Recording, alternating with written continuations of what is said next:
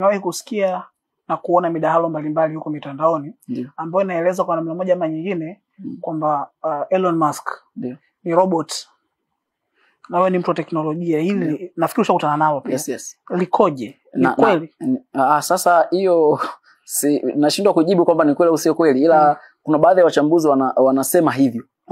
Wanasema hata kama sio roboti, inawezekana ile kampuni yake ile ambao wanafanya Neuralink, inawezekana yeye ameshajifanyia ile ya kuweka chipset kwenye ubongo wa binadamu. Na hivi ni baadhi ya vitu ambavyo kwa wao wanakuthibitishia, na baadhi ya video ambazo zilitrend kama ile video ambayo Elon Musk alikuwa kwenye uapisho wa Donald Trump, alikuwa anaonyesha anazungusha kichwa, mambo yake ambavyo anafanya, the way ambavyo anakuwa kwenye kikao. Ni baadhi ya watu wanasema hivyo, lakini hakuna ukweli wote ambao umethibitishwa kwamba yeye ni robot. Na hata mimi siamini kwamba yeye ni robot. Sema ni vitu ambavyo wanavisema kulingana na the way ambavyo anafanya, the way ambavyo anaperform kwenye kampuni nyingi na anaperform vizuri. Ndio vitu ambavyo watu wanavisema kwamba yeye ni robot.